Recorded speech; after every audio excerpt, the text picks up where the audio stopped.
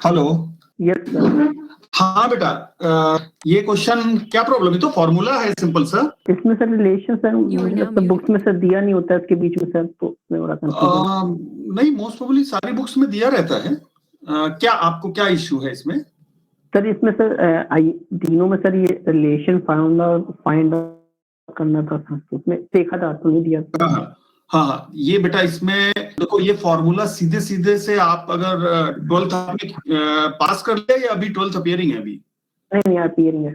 Appearing, हाँ बेटा, अगर आपके पास कोई भी बुक हो फिजिक्स की, आप उसको उठा के देखोगे तो आपको मिल जाएगा bulk modulus, young modulus and modulus of rigidity, right? Yes sir. और हाँ, अगर इसमें मिस्टेक नहीं है तो ये वाला ऑप्शन सेकंड वन इसका करेक्ट होगा। ये डायरेक्ट फॉर्मूला होता है बेसिकली, इसको कोई मतलब डिराइव करने का या कुछ और नहीं रिक्वायरमेंट होता है। Yes sir. आपने हम दिया था अभी? हाँ यस सर दिया। हाँ, अगर मैं गलत नहीं हूं तो शायद ये जेईई मेंस में आया भी है। हाँ यही था, सेम वही था। हाँ हाँ हाँ हाँ हाँ बेटा, और कोई डाउट है? सर अभी नहीं, ठीक है। ओके ओके बेटा, ओके। हाँ Siddharth, are you there? Sir. हाँ बेटा, इसमें क्या डाउट है? देखो आपको क्वेश्चन क्या गिवन है। Charge placed at one corner of a cube as shown. Suppose ये कॉर्नर है, इसको हमने यहां पर चार्ज को प्लेस कर दिया, ठीक है? क्लियर है? Hello, are you there? हाँ, flux of electrostatic field E through the shaded area. Flux calculate करना है। देखो बहुत अच्छा क्वेश्चन है, और अगर आपने केसेंस वाला पढ़ा हुआ है तो उसमें ये क्वेश्चन थोड़ा सा डिफरेंटली, लिटिल डिफरेंटली इसको डिस्कस भी किया। सबसे पहला काम क्या है, अगर हम लोग यहाँ पर कुछ ऐसे बना लें, या आप थोड़ा सा इमेजिनेशन की भी रिक्वायरमेंट होगी। समथिंग कुछ ऐसे दिया हुआ है, सपोज ये क्यूब है और हम लोग इमेजिन करें यहां पर एक चार्ज रखा हुआ है। क्वेश्चन में कोई चेंज नहीं हुआ, सिमिलर क्वेश्चन है। ये तो क्लियर है आपको? सर। हाँ बेटा, अभी देखो, जब गॉस लॉ अप्लाई करना होता है, phi equals to E dot A and then this is equals to Q in, और नेट भी देखा जाता है, पर नेट का यहाँ पर इश्यू नहीं, खाली पॉजिटिव चार्ज है, डिवाइडेड बाय एप्सिलॉन नॉट। पर ये फ्लक्स जब हम कैलकुलेट करते हैं तो वहां पर क्या होता है, क्लोज होना चाहिए, चार्ज हमारा क्लोज होना, ये मस्ट कंडीशन है। ये तो क्लियर है आपको? Yes sir. हाँ, अभी ये सोचो कि इस चार्ज को क्लोज करने के लिए क्या क्या करना पड़ेगा। थोड़ा सा इमेजिन आप करो, एक क्यूब तो यहां पर एडिशनल बनाना पड़ेगा, सिमिलर टाइप का एक क्यूब यहां पर हमने ड्रॉ कर लिया, एक क्यूब इस साइड में करना पड़ेगा। ऐसे आप इमेजिन करो, रूम है, सपोज कोई रूम है जिसमें आप बैठे हुए हैं, उसी में उसके एक इस वॉल के साइड में एक क्यूब, इस वॉल के साइड में एक क्यूब यहां पर, और एक इनके बीच में जो स्पेस बच रहा है यहां पर क्यूब ड्रॉ करना पड़ेगा। ये क्लियर है आपको? Yes sir. अभी टोटल क्यूब कितने हो गए? 1 2 एंड 4 क्यूब हो गए अभी। हाँ यस सर। हाँ, लेकिन चार्ज अभी अपर साइड से खुला हुआ है, टॉप साइड से खुला हुआ है। इसको हमें सिमेट्रिक करने के लिए और क्लोज करने के लिए इन्हीं के ऊपर एक एक क्यूब और बना लेते हैं। जो चार हैं इन्हीं के हर एक के ऊपर एक एक क्यूब और बना लेते हैं। यहां तक तो इमेजिन हो रहा है आपको? हाँ यस सर। हाँ, तो टोटल क्यूब कितने हो गए? नाउ देयर आर 8 क्यूब हो गए। हाँ, 8 क्यूब हो गए। 8 क्यूब में अगर हमको ये देखना हो कि टोटल सरफेस कितने होंगे 8 क्यूब में, तो एक क्यूब में कितने सरफेस हैं? आप जिस रूम में बैठे हैं उसमें सरफेस टोटल कितने हैं? 48 होता है। 48 का 8 into 6, हर एक क्यूब में 6 सरफेस है, सो इट विल बी 48। ये तो क्लियर है? यहां तक क्लियर है आपको? हाँ यस सर, 48 सर। ओके, अब जरा ये देखो कि इस क्यूब का ये वाला वॉल और जो इसके साइड में हमने क्यूब बनाया उसका भी ये वॉल वेस्ट हो गया, क्योंकि ये दोनों कॉमन हो गए। यहां से इलेक्ट्रिक फील्ड लाइंस की चार्ज हमारा सेंटर पे है, तो एक ये वॉल वेस्ट हो गया, एक ये वॉल वेस्ट हो गया साइड वाला, और एक टॉप वाला वॉल वेस्ट हो गया। ओके। इट मींस हर एक क्यूब के जितने भी, अगर आप इमेजिन करोगे अपने दिमाग में, या मैच बॉक्स लेके और अच्छा आप इमेजिन कर सकते हो, घर में मैच बॉक्स इजीली अवेलेबल होता है। सो यहां पर आपको तो 24, हर एक के अगर 3 वेस्ट हो रहे हैं तो इट मींस 24 तो यहां पर ऑलरेडी निकल गए। Okay yes sir. Means remaining कितना हुई? 24 और 24 बचा हुआ। ओके, इट मींस जो अब हमारे पास सरफेस है वो 24 है। टोटल फ्लक्स होता है बाई एप्सिलॉन नॉट, और इसको डिवाइड करना है 24 में। अगर हम पर सरफेस की बात कर रहे हैं, पर सरफेस में अगर देखें तो Q बाई 24 एप्सिलॉन नॉट होगा। ये तो करें? हाँ यस सर। ओके बस यहां तक क्लियर है, फिर क्वेश्चन हो गया। अब जरा आप क्वेश्चन पे आ जाते हैं। ये फिगर आप देख रहे हैं, ये इतना पार्ट्स है। अगर इसको देखें डायगोनली एक तरह से देखें तो हाफ पार्ट है यस सर। और ये जो अपर पार्ट है ये भी डायगोनली हाफ पार्ट है। वो दोनों मिक्स कर अगर दें आप तो दोनों को full ज्वाइन part कर आता दें तो एक सरफेस बन जाएगा ये। है। हाँ यस सर, एक पूरा सरफेस बन जाता है। एग्जैक्टली अब एक सरफेस बन गया तो पर सरफेस से हम लोग कैलकुलेट कर चुके हैं कितना फ्लक्स यहां पे निकलेगा, Q by 24 epsilon. Okay sir, thank you. Okay बेटा, ऑल द बेस्ट। हाँ बेटा शाश्वत, क्या इशू है इसमें? Sir, issue actually, sir, can you hear me? हाँ हाँ या श्योर। Hello. Yes, हाँ sir, हाँ thank बेटा, you. हाँ क्या है? Sir, actually issue ये है वैसे जो माइक्रोफैराड वाला कैपेसिटर है ना, 4 सर उसमें से माइक्रोफैराड का कैपेसिटर है, करेक्ट है, हाँ ठीक है। Yes sir. सर जो 2 ओम और 2 ओम से इन इन इस ब्रांच से कैसे पता करनी है और फिर इससे कैसे कंबाइन करना है फिर उसको, मतलब कि टोटली फर्स्ट सपोज आ रहा है टोटली ब्रांच, ये वाली ब्रांच R और 2 तो सबसे पहले अगर आप देखो तो 80 microcoulomb charge is given to 4 microfarad capacitor. Yes, उसके sir. Now the upper plate है पॉजिटिवली, ठीक है, अननोन रेजिस्टेंस कैप लिम में है, ठीक है, यहाँ पर कोई इशू नहीं है। स्विच एस को जो सेंट्रल स्विच है उसको क्लोज कर दिया। अब देखो सिंपल सा कॉन्सेप्ट है, हो जाता है। आप देखो अगर तो यहाँ पर अर्थिंग किया गया है, क्लियर है? यस सर, वो तो अर्थिंग मींस पोटेंशियल जीरो होता है, कैन से दैट जीरो जाएगा। तो यहाँ पर भी अर्थिंग है, दैट मींस पोटेंशियल जीरो होता है, ये भी ठीक है। यहाँ पे और सिमिलरली ये इसको भी अर्थिंग गया है, यहाँ पर भी करेक्ट वन, राइट? अभी Yes, से sir, yes, sir. It means ये भी कॉन्सेप्ट कहता है कि तीनों का potential although it is zero but equal तो है, ये तो हम कह सकते सर इक्वल पोटेंशियल। हैं। इट मींस हम क्या करें, ये तीनों को ऐसे ज्वाइन कर देते हैं। अभी ये Yes, sir. सर्किट हो गया, जो कैपेसिटिव टाइम कांस्टेंट कैलकुलेट करना है, ठीक है। Time Yes, sir, yes, constant का क्या फार्मूला होता है बेटा? सर क्या naught equal to time formula capacitance और उसके लिए सर एग्जैक्टली हाँ, नेट रेजिस्टेंस कैलकुलेट करना है। और नेट रेजिस्टेंस कैलकुलेट Yes. करने के लिए हमारे सामने ये आर एक प्रॉब्लम कर रहा है, इस आर कैलकुलेट कर लो नेट रेजिस्टेंस। यस सर पर आर नहीं आ रहा है वो तो। हाँ हाँ सिंपल सा, ठीक है बेटा। यस सर पर आर नहीं निकल रहा है, मतलब ये वाली जो डाउट हो रहा है। हाँ अभी देखो इसमें आर कैलकुलेट करने के लिए इसने एक हिंट दे रखा है, करंट दे रखा है 2 एम्पियर है यहाँ पर।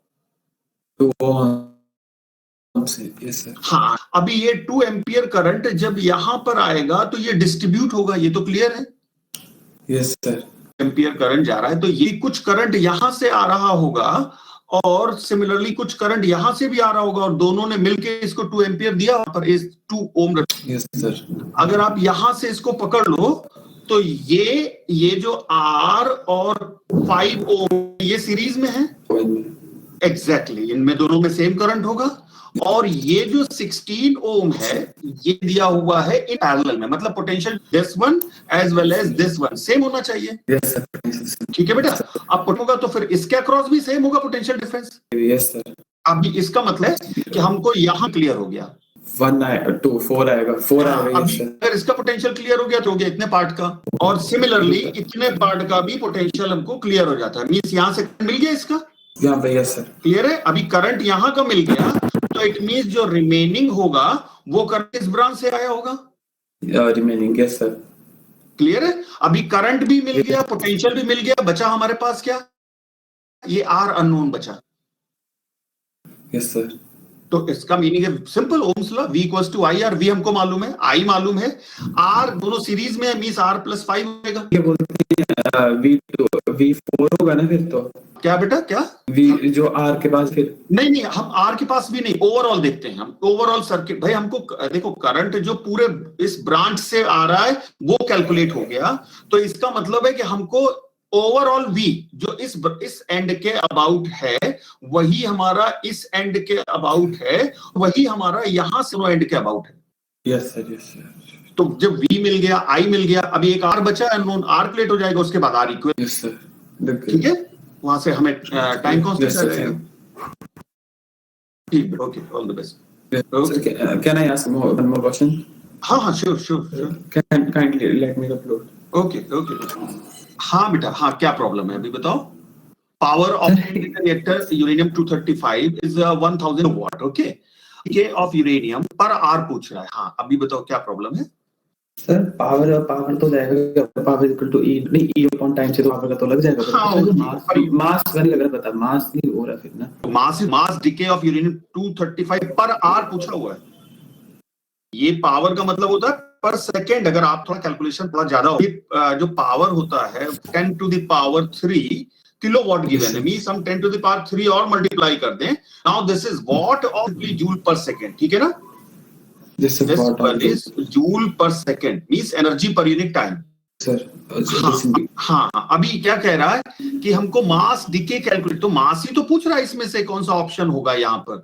जो ई हमारा होता है mc स्क्वायर, ये बेसिकली डेल्टा mc स्क्वायर होता है। मतलब करेक्टली अगर लिखे वो उसको हम लिख लेते हैं इक्वल mc स्क्वायर। अगर इसको हम देखें तो ये मास डिफेक्ट ही होता है या मास डीके कह सकते हैं इसको हम। Yes sir. ठीक है, बस कहना पर आर में पूछा हुआ है और ये गिवन है पर सेकेंड में। Yes sir. ये क्लियर हो गया ना आपको? सिंपल सा, आप एनर्जी पर यूनिट टाइम ये गिवन है 10 to the power 6 है और पर आर में पूछा हुआ है, पर आर में 36। हाँ, सिंपल सिंपल। अच्छा लग गया पता सर, लग गया। ठीक ठीक ठीक बेटा, ठीक okay, Thank you. All the best, all the best. Sir हाँ जैसे जेई मेंस रॉन्ग थे, हाँ, उनका बोनस मार्क्स मिलते हैं। तो जैसे 26 फेब के शिफ्ट 1 में हाँ 7 to 8 क्वेश्चंस गलत थे उसमें। हाँ बेटा, ऑलमोस्ट हर पेपर में कुछ क्वेश्चन 2 3 किसी में 4 5 भी गलत रहे हैं। सर तो उसमें हम लोग को क्लेम करना पड़ेगा कि वो मतलब बोनस मिल जाएंगे? नहीं बेटा, वो अभी तो उन्होंने दिया नहीं क्लेम करने की, कोई सभी को बोनस मिलेगा, वो कॉमन हो जाएगा वो। Okay sir. अब तो रिजल्ट भी आने वाला है, परसों या 2-3 दिनों में रिजल्ट भी आ जाएगा। यस। हेलो, हाँ शाश्वत बेटा। सर एक्चुअली सर लास्ट की स्टेटमेंट ने लिखी है time at which energy stored equally between electric and magnetic field. हाँ, वो स्टेटमेंट कंफ्यूजन हो रहा है। सिंपल क्वेश्चन है, आप इस स्टेटमेंट का मतलब हम बता देते हैं क्या होता है। देखो होता क्या है कि जो इंडक्टर कहीं पर भी इन्वॉल्व होता है, वैसे तो इतना तो सिंपल सा आपको मालूम ही होगा, जहां पर इलेक्ट्रिक फील्ड होती है वहां मैग्नेटिक फील्ड होगी ही होगी, राइट? यस सर, ये तो कंफर्म है ना, इलेक्ट्रिक होगी तो मैग्नेटिक फील्ड जरूर होगी। अगर इंडक्टर है तो डेफिनेटली, बिकॉज इंडक्टर का जो शेप होता है कॉइल शेप होता है, उसमें करंट फ्लो होता है, वहां पर मैग्नेटिक फील्ड होगी ही होगी, ठीक है? Yes sir. हाँ, तो इसका मीनिंग यहां पर बोल रहा है एक तरह से, अगर आप देखो तो fully charge capacitor C with initial charge Q not connected, self inductance L given है एट T इक्वल टू 0। अब आपको ये मालूम है कि जो कोई भी सर्किट होता है उसका टाइम पीरियड होता है, Q naught is equal to Q लगाना है वही। हाँ, बिल्कुल। और इससे भी आप एक ध्यान रखो, देखो जब जो हम लोग देखते हैं टाइम पीरियड 1 साइकिल कंप्लीट होता है, वो वही होता है जब ये इक्विवेलेंट एनर्जी स्टोर, ठीक है बेटा? Energy store equivalent, yes sir, ठीक है, got that? Yes sir, thank you sir. Compare okay बेटा। हाँ बेटा, रॉयल, हेलो। हाँ यस सर। हाँ बताओ बेटा, क्या प्रॉब्लम है? सर प्रॉब्लम ये आ रही है कि जैसे सोल्यूशन दिया हुआ साइड में थी सोल्यूशन पे, जो ये जो इक्वेशन उन्होंने बनाई है -kx plus -bil equal to, ये नहीं समझ में आ रहा है।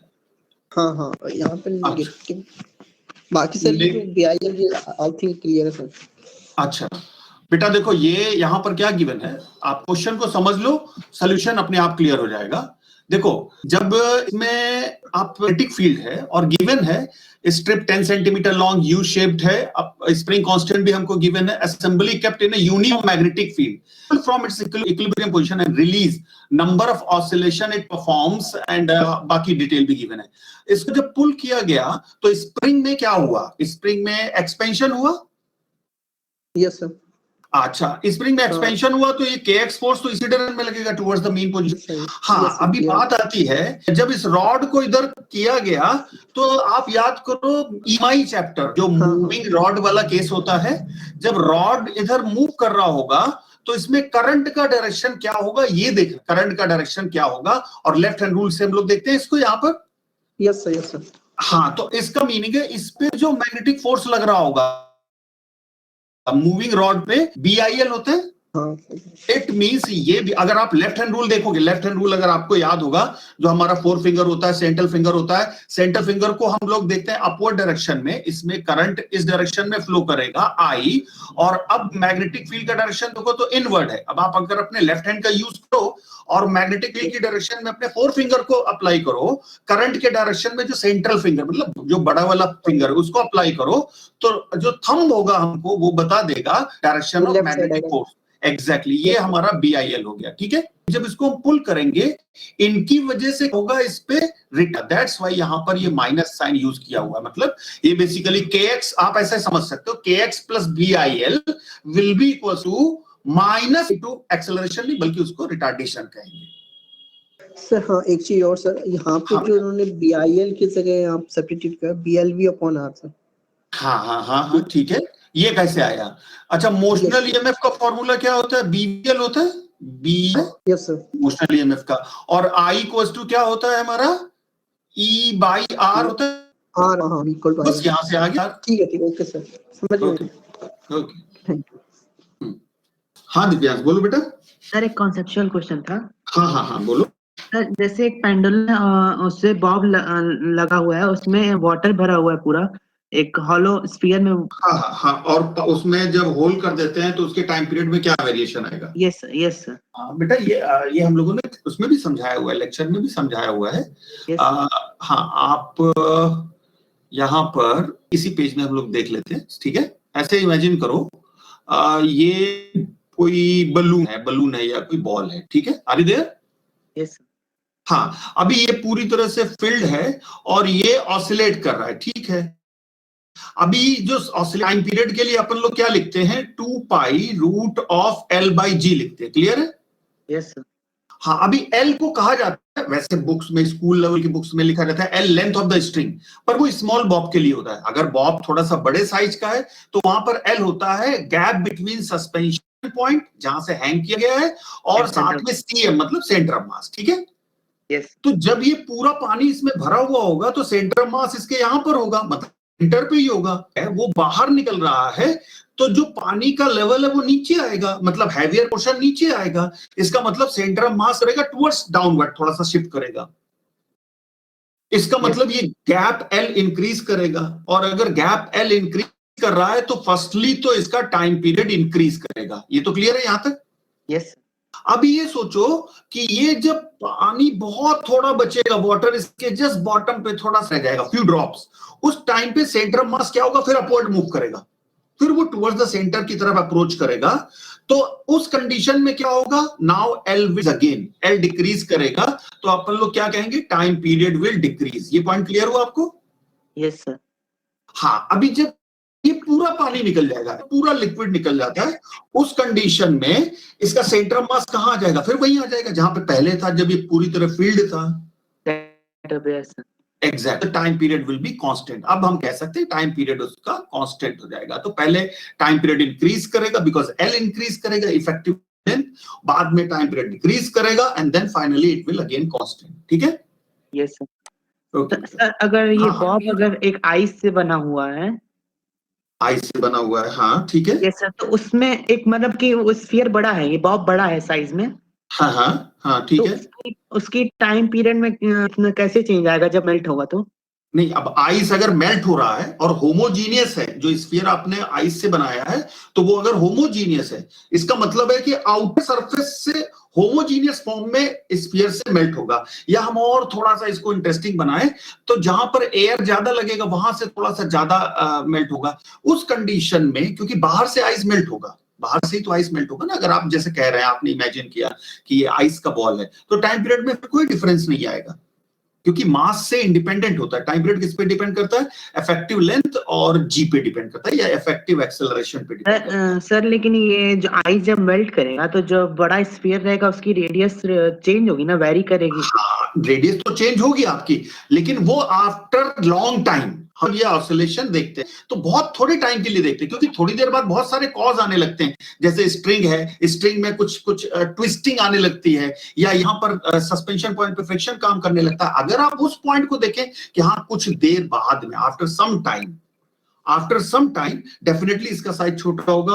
ऑब्वियसली अगर साइज छोटा होगा तो जो गैप होगा, effective length, gap between suspension point and centre of mass, वो क्या होगा? डिक्रीज कर जाएगा। Yes sir. ठीक है, डिक्रीज करेगा, गैप डिक्रीज करेगा, टाइम पीरियड डिक्रीज करेगा, अगर आप आफ्टर सम टाइम देखते हैं। यस सर, समझ गया। ठीक है बेटा। ठीक है, कॉन्सेप्ट मतलब सर वही रहेगा जो पानी वाला था, हाँ, सेंटर ऑफ मास का। बिल्कुल एग्जैक्टली, बिल्कुल। Okay sir, thank you. Okay, all the best बेटा। Sir, which formula we have to use? हाँ बेटा, planet of radius 1/10th of radius of the earth has the same mass density. Okay, scientists dig a well of depth r/5 on it, lower a wire of same length, linear mass density. Okay, wire is not touching anywhere, the force applied person holding it in place is. Okay, means यहाँ पर आपको देखिए concept ये कह रहा है कि suppose कहीं पर भी, suppose some person is here, और अगर उसने कोई भी वायर अगर इसको मतलब लिफ्ट कर रखा है, तो वो बोल रहा है कि कितना अप्लाई करेगा उसके, जो इसका पुल होगा, पुल मतलब जो अगर ये वेटलेस कंडीशन में कोई फोर्स अप्लाई नहीं करना पड़ेगा उसको। अब यहाँ पर आप देखो तो इसको कितना फोर्स अप्लाई करना मीन्स ये इसका खुद का वेट कितना होगा, वेट मीन्स जी सकते हैं, क्योंकि यहाँ पे काफी रिलेशन गिवन है आपको। हेलो, हाँ, काफी रिलेशन आपको गिवन है, तो उस प्लैनेट पे उस पोजीशन पे जी इफेक्टिव कैलकुलेट कर सकते हैं। ठीक है बेटा, you got that? Yes sir, I can calculate the value. वहां पर आपको ये प्लैनेट के सरफेस पे कैलकुलेट करना है, देन फिर आपको ये गिवन है r/5, मतलब जैसे कि इनसाइड द अर्थ कैलकुलेट करते हैं किसी पॉइंट पे, the same concept is there, same concept यहाँ पर भी अप्लाई करना है। Okay sir. Okay, Yes sir. Okay, okay बेटा।